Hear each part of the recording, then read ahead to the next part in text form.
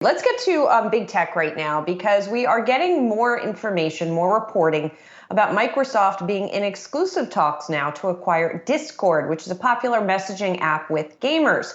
One of those gamers is Dan Howley. He's also our tech editor here at Yahoo Finance. So we've talked a little bit about the potential for this deal. What more do we now know? And what more can you tell us about what this would do for Microsoft?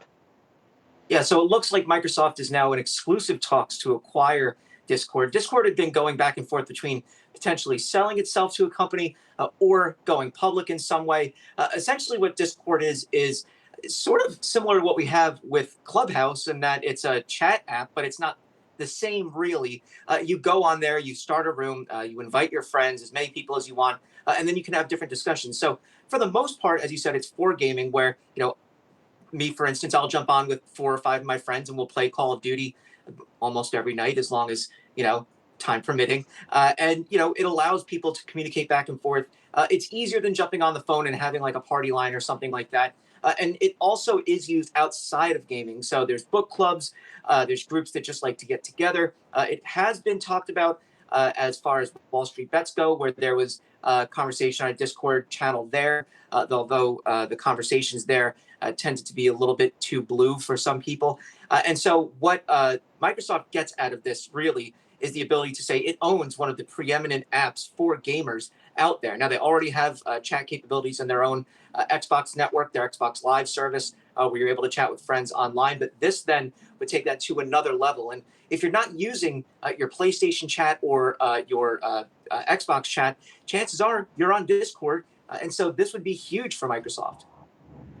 I am curious about a couple of things. First of all, Dan, Discord being a sort of cool gamers app, will their users care if Microsoft owns it? Does that take away any of its cred, first of all? And second of all, are there any implications for competitors? Is there any synergy with Teams, for example, or is that totally separate because it's more of a work messaging app? Are there implications for Slack or even something like Zoom? I think when you look at gamers, we are, because I'm cool, are very fickle. And so if you say that Microsoft owns Discord, there's going to be a lot of blah blah. Oh, Microsoft owns it and it's not cool anymore. But they're still going to use it because it's where everybody talks right now until something else cool comes down the line. But Discord is where it's at right now. As far as how it would be used in other services, I don't see Microsoft trying to integrate this too much. That would really kind of mess up the formula that Discord has going for it. I don't think Teams integration would make sense for that. That would make it too stiff and corporate, I think, for a lot of users, and they would start to flock to something else.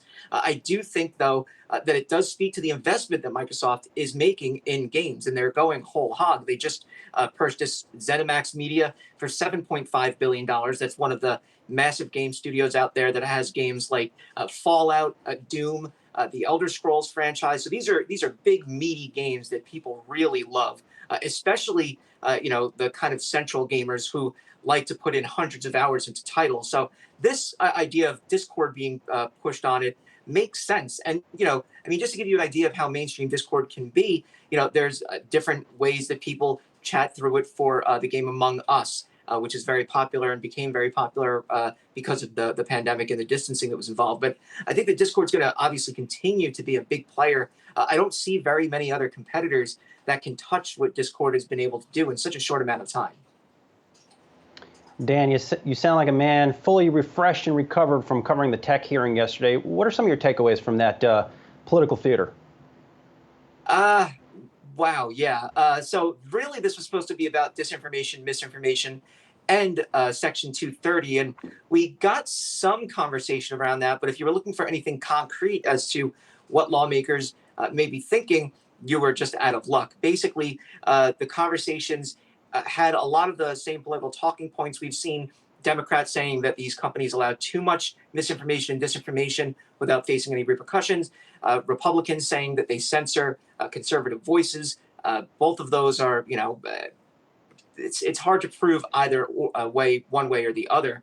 But what we did get was, interestingly, conversation about how these companies push their products towards children. And that was something that Lindsey Graham had brought up at the Senate hearing on disinformation and misinformation, or at that point it was about censorship. But he had brought up the impact on kids, and it seems to be a talking point that now politicians are honing in on. And so there was discussion on the increase of teen suicide or depression as a result of using social media platforms. Several representatives had brought that up. Whether or not the CEOs use platforms like YouTube or Facebook, those were questions pushed towards both Zuckerberg and Pichai. And I think that's going to be a line of questioning that continues. They also questioned Facebook's CEO, Mark Zuckerberg, on whether or not they're making an Instagram for younger users. That would be for kids under 13.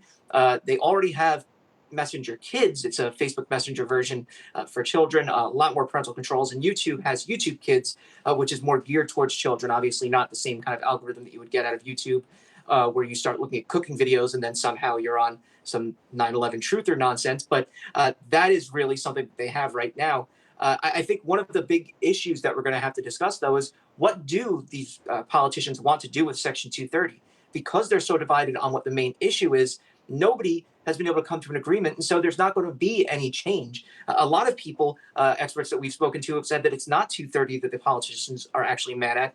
It's the First Amendment, because that allows them to host or not host certain types of speech, because that's a form of speech in and of itself.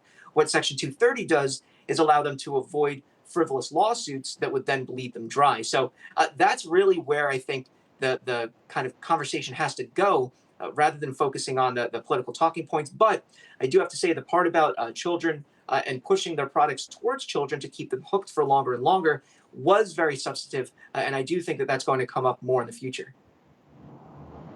Well, we'll see if it passes from conversation and discussion to legislation at some stage. Dan Halley, thank you so very much. A very thorough rundown of what's going on in tech.